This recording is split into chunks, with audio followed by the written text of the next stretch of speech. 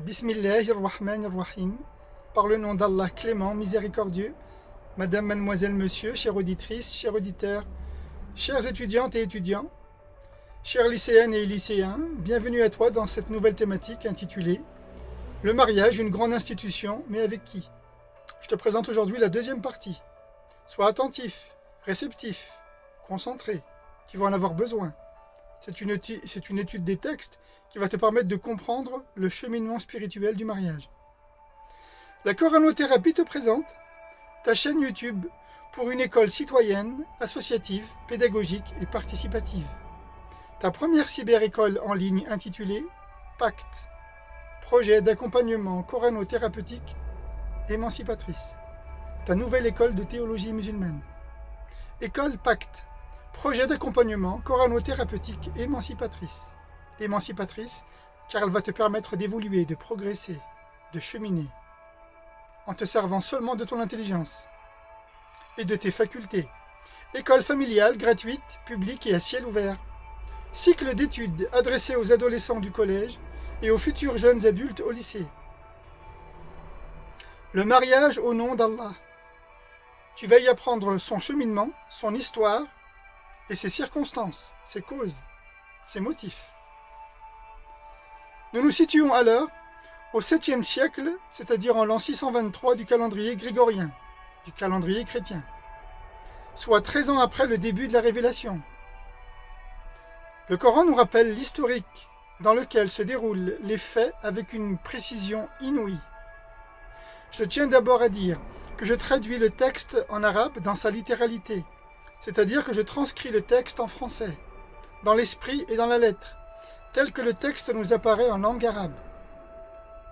C'est bien plus qu'une traduction, c'est mieux qu'une traduction. Car traduire, c'est souvent trahir. Cela veut dire que je ne fais pas de commentaires de texte dans la traduction. Je reste le plus près possible fidèle au texte originel, tel qu'il nous est présenté dans sa langue originale, en prenant un soin particulier à sa construction littéraire, grammaticale, afin de permettre à chacun de le comprendre selon son niveau d'intelligence, sans essayer d'influencer le texte par une traduction subjective, c'est-à-dire personnelle. Je rends ainsi hommage au langage coranique que j'essaie de restituer dans la langue française, dans la langue de Molière, afin que chacun puisse le lire et l'entendre comme n'importe quel arabophone dans sa langue maternelle, qui est l'arabe. Comme si tu le lisais dans sa version originelle, ou presque, bien entendu. Dois-je encore te rappeler que traduire, c'est malheureusement bien souvent trahir. À ce titre, je te renvoie au sujet dont j'ai traité la thématique sous le titre « Et nul ne connaît son interprétation en dehors d'Allah » وَمَا يَعْلَمُ تَأْوِيلَهُ إِلَّا اللَّهُ, qui vont t'apprendre à distinguer entre le commentaire du texte et l'interprétation des textes. Sache que le commentaire provient des hommes et que l'interprétation vient de Dieu.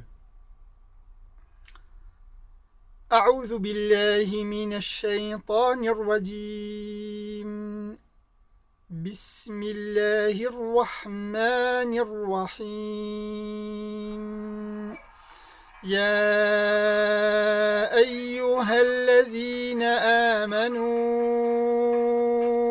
إذا جاءكم المؤمنات مهاجرات فامتحنوهن الله أعلم بإيمانهن فإن علمتموهن مؤمنات فلا ترجعوهن إلى الكفار لا هن حل لهم ولا هم يحلون لهن وآتوهم ما أنفقوا ولا جناح عليكم أن تنكحوهن إذا آتيتموهن أجورهن ولا تمسكوا بعصم الكوافر واسألوا ما أنفقتم وليسألوا ما أنفقوا ذلكم حكم الله يحكم بينكم والله عليم حكيم. صدق الله العظيم. Sourate 60, signe 10. Donc voici à présent sa transcription en français, autant que faire se peut. Un appel s'adresse aux croyants. Lorsque viennent à vous les croyantes, émigrantes, soumettez-les à un examen d'épreuve. Allah en sait plus au sujet de leur foi. Si vous reconnaissez en elles des croyantes, ne les laissez pas retourner auprès des négateurs. Elles ne leur sont plus légitimes sur le plan conjugal, et eux ne le sont plus non plus pour elles. Ils ne leur sont plus légitimes pour elles. Et redonnez-leur ce qu'ils ont déboursé. Et aucun grief n'est retenu contre vous si vous les épousez, à la condition de leur verser leur dot. Et ne vous nouez pas à cause des liens du mariage avec les négateurs, les négatrices. Et réclamez ce que vous avez déboursé, et qu'ils réclament eux aussi ce qu'ils ont déboursé pour elles. Ceci est désormais l'arbitrage d'Allah. Il arbitre entre vous, et Allah est certes savant, sage, suprême. Au passage, retiens que cette sourate est d'origine médinoise, c'est-à-dire qu'elle a été révélée à Médine, dans le contexte de la société médinoise. À partir de la lecture que je viens d'en faire, tu prendras un soin particulier à relire cet extrait de façon lente et articulée. Je te rappelle qu'on ne lit pas le Coran comme on lit un roman. Lire, c'est savoir lire, pour en dégager le contenu. Dans la langue arabe, il y a le langage coranique que l'on ne t'apprend malheureusement pas, ni à la mosquée, ni dans des études spécialisées. On te fait seulement la lecture de la loi et on te rappelle simplement à tes obligations, à tes devoirs, sans jamais t'expliquer ni le texte, c'est-à-dire la source de référence, ni le contexte dans lequel il a été révélé, descendu. En l'occurrence ici dans la société médinoise. Et si tu avais accès au texte par toi-même, quelle lecture tu en tirerais? C'est ce que tu vas découvrir aujourd'hui par la grâce de Dieu. Et ce que je désire t'apprendre, c'est d'être autonome intellectuellement. Pour cela, je vais te donner les outils d'une bonne lecture, comme je les ai appris, comme je les ai reçus, comme on me les a enseignés dans la mosquée du prophète, sallallahu alayhi wa sallam, auprès de mes savants, auprès de maîtres spirituels, il y a près de 25 ans aujourd'hui. Explication de texte et enseignement sur cet extrait du Coran. Reprenons maintenant ce long passage, déclaration par déclaration. Un appel s'adresse aux croyants. Lorsque viennent à vous les croyantes émigrantes, soumettez-les à un examen d'épreuve. يا أيها الذين آمنوا إذا جاءكم المؤمنات مهاجرات فامتحنوهن. Remarquez au passage que le qualificatif attribué aux croyantes, en l'occurrence ici les émigrantes, constitue dans la langue arabe et dans sa syntaxe grammaticale un état de fait. Hal.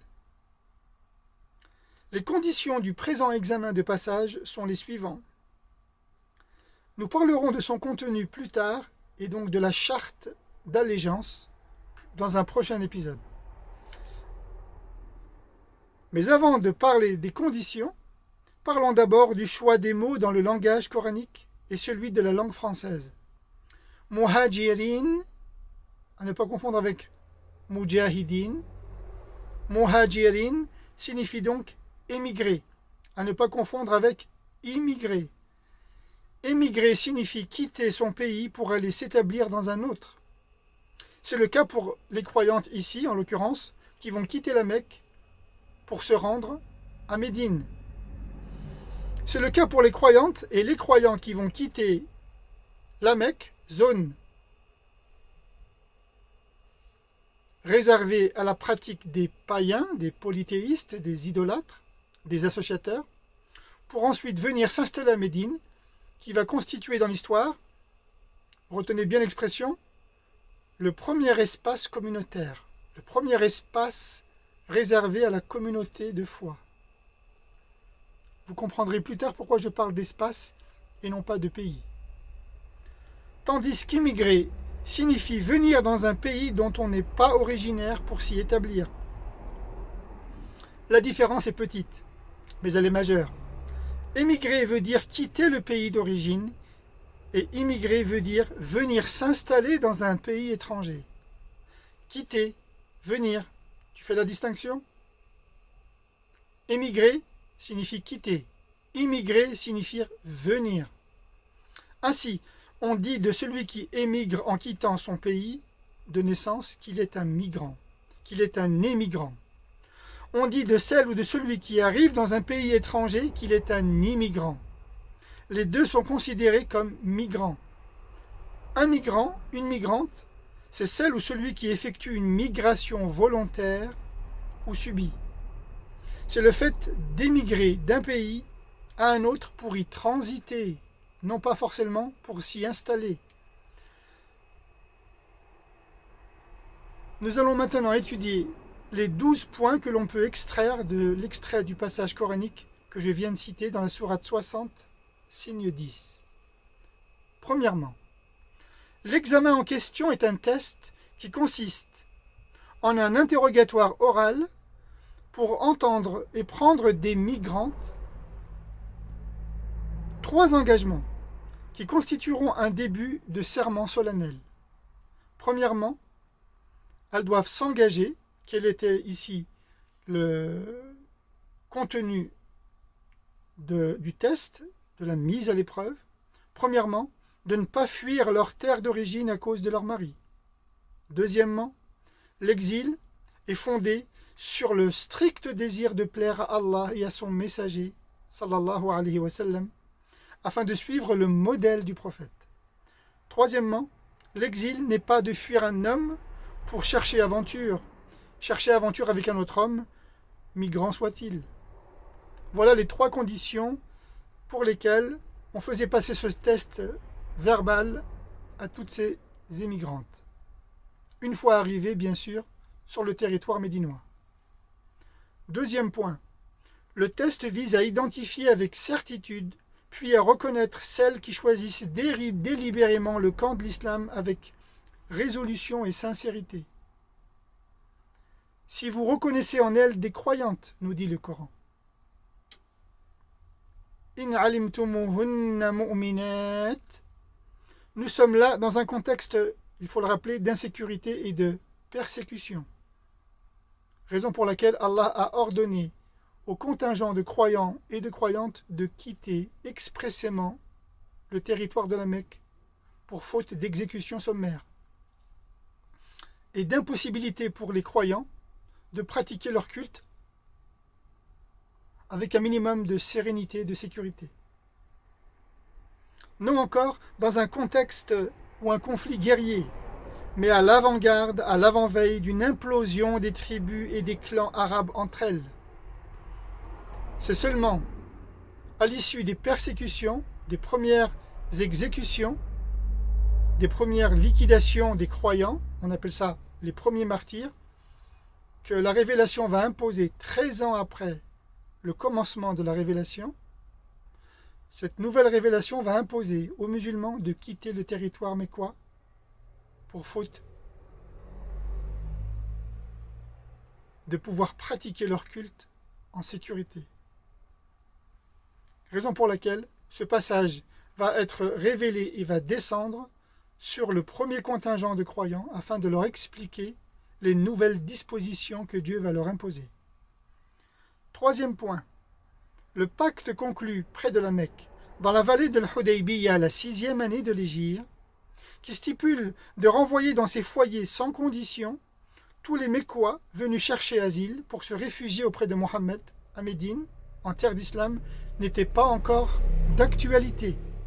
Je rappelle que le pacte de l'Hudaybiyah, qui met en place un traité d'accord et de paix entre les païens, polythéistes, idolâtres mécois et les premiers musulmans, a été signé, scellé, parachevé la 6e année de l'Hégire. Or ici, nous nous trouvons la première année de l'Hégire. Soyez bien précis et soyez bien concentrés dans le déroulement de ce raisonnement. Raison pour laquelle le Coran dit dans cet extrait, « Si vous reconnaissez en elles des croyantes, ne les laissez pas, par conséquent, retourner auprès des négateurs invétérés. فَإِنْ عَلِمْتُمُوهُنَّ مُؤْمِنَاتٍ فَلَا تَرْجِعُوهُنَّ إِلَى الْكُفَّارِ » Quatrième point.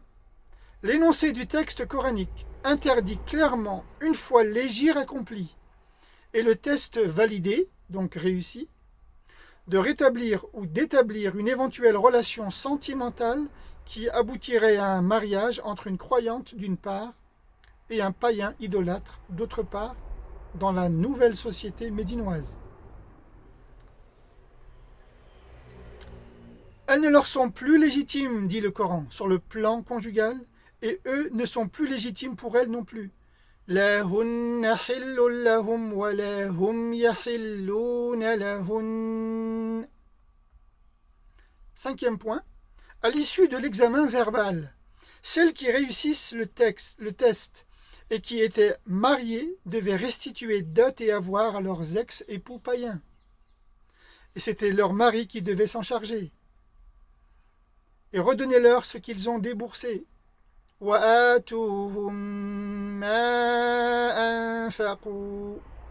Bien naturellement, ces émigrantes, une fois quitté leur territoire natal, leur territoire d'origine, pour venir rejoindre le prophète et suivre son modèle et s'installer à Médine, se séparaient de facto de leurs ex-maris païens. Et malgré cela, le Coran exigeait de ces femmes qu'elles restituent leurs dots et leurs avoirs à leurs anciens maris. Vous retrouverez ici cette forme d'équité et d'égalité dans la justice divine. Sixième point. Le Coran annonce le divorce en signifiant clairement la rupture des liens du mariage par une simple annulation de celui-ci. Le test, une fois validé, offre à la croyante migrante de se voir libérée de ses obligations maritales qui la liaient avec son conjoint païen mécois, par un divorce unilatéral suivi d'un délai de viduité d'1 mois, afin de permettre si elle était enceinte ou non. Elles ne leur sont plus légitimes, le Coran nous dit. L'adhésion à la foi de l'islam permet à la croyante, une fois immigrée, de se détacher immédiatement de ses attaches conjugales et familiales passées. Septième point. Son arrivée à Médine lui permettait, une fois l'examen de passage effectué, de pouvoir se remarier si elle le souhaitait. Une fois donc, après toutes ces conditions et ces obligations, d'abord qu'elle veuille bien quitter la Mecque pour se rendre à 500 km au-dessus du territoire et de la zone mécoise pour rejoindre Médine, puis ensuite d'accepter de passer un test, une mise à l'épreuve, de le réussir, de le valider, de restituer à son ancien mari ses dots. À partir de là, le Coran, une fois qu'elle se délie, qu'elle se détache de toutes ses obligations, lui permet ensuite de refaire sa vie, de se remarier. Si, bien entendu, elle le souhaitait. Et aucun grief n'est retenu contre vous si vous les épousez, à la condition de leur verser leur dot.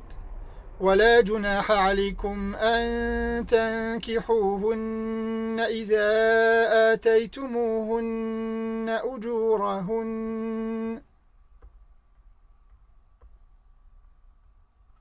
Huitième point.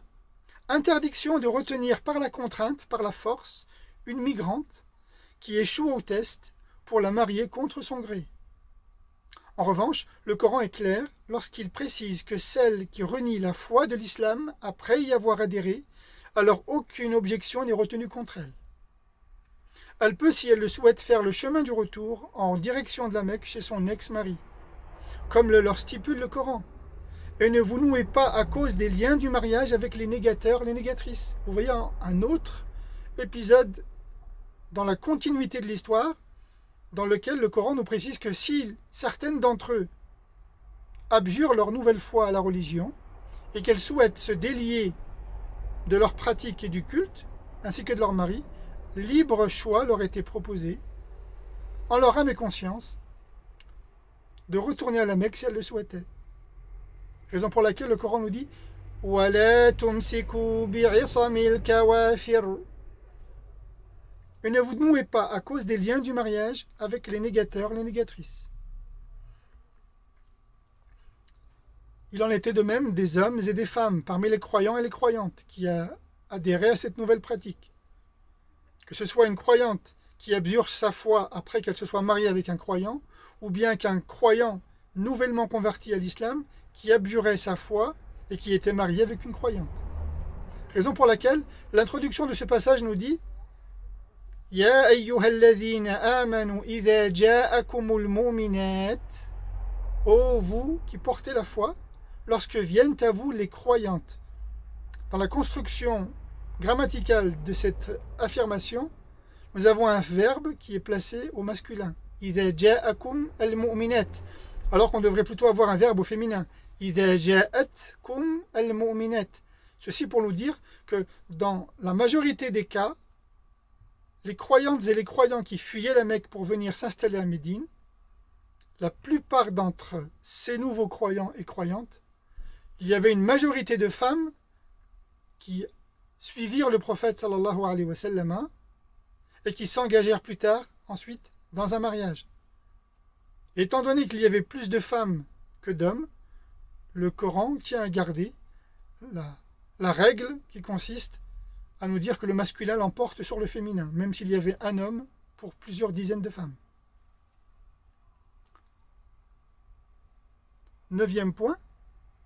L'Hégire accorde à la migrante célibataire de faire son choix de manière libre en son âme et conscience. Si vous reconnaissez en elle des croyantes, ne les laissez donc pas retourner auprès des négateurs. فَإِنْ عَلِمْتُمُوهُنَّ مُؤْمِنَاتٍ فَلَا تَرْجِعُوهُنَّ إِلَى الْكُفَّارِ. Par déduction, si une migrante avait échoué à l'épreuve, ainsi qu'au test de validité, les conditions de sa migration, celle-ci était donc autorisée à repartir et à faire le chemin du retour sans délai ni indemnité. Quant à l'idolâtre qui embrassait l'islam après son exil à Médine, celui-ci voyait son mariage avec son épouse idolâtre rester quant à elle à la Mecque dissous, rompu unilatéralement pour cause d'adhésion à la nouvelle foi. 10e point. En revanche, si l'immigrante, une fois mariée puis divorcée de son nouvel époux musulman, pour raison d'abjure à la foi de l'islam, pouvait se voir retourner auprès de son premier mari païen. Elle devait alors restituer à son ex-mari musulman sa dot et réclamer donc ce que vous avez déboursé et qu'ils réclament eux aussi ce qu'ils ont déboursé. وَاسْأَلُوا مَا أَنْفَقْتُمْ وَلْيَسْأَلُوا مَا أَنْفَقُوا. Et réclamez donc ce que vous avez déboursé, dit le Coran. Et si elle le faisait, si elle rendait donc à son ex-mari musulman ses dots pour ensuite repartir à la Mecque, retrouver son ex-mari païen, il n'y avait plus lieu de litige. Mais si le contentieux persistait, et si cette épouse, cette ex-épouse, n'avait pas restitué à son ex-mari ses dots, à ce moment-là, son mari pouvait donc s'estimer lésé dans son aventure et dans son affaire, dans son mariage. Il venait donc de perdre à la fois sa femme et la dot qu'il lui avait versée. Il devait donc prouver ensuite son manque à gagner et faire valoir son droit auprès de la communauté de foi pour un dommage. C'est la mise en place d'une caisse des droits et obligations qui fera ensuite l'apparition et qui donnera plus tard lieu au trésor public. Le fameux trésor public que les musulmans mirent à disposition par la suite. 11e point, la femme immigrée, celle ayant élu domicile à Médine, qui épouse la foi musulmane, pouvait ensuite craindre de son ex-mari païen, idolâtre, le droit d'exiger de son nouveau mari de lui restituer à son tour ce qu'elle a reçu de son premier mariage avec lui, raison pour laquelle le Coran nous dit « et qu'ils réclament eux aussi ce qu'ils ont déboursé ».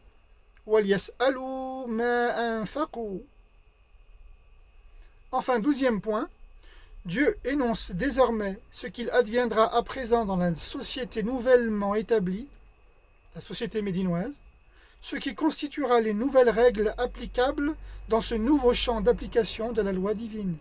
Raison pour laquelle Dieu conclut cet extrait en disant ذلكم حكم الله يحكم بينكم والله عليم حكيم. Ceci est désormais l'arbitrage d'Allah. Il arbitre entre vous. Et Allah est certes savant, sage suprême. Sourate 60, médinoise, signe 10. Je te remercie pour ton écoute. J'espère que tu vas relire cette leçon, la comprendre, déclaration après déclaration.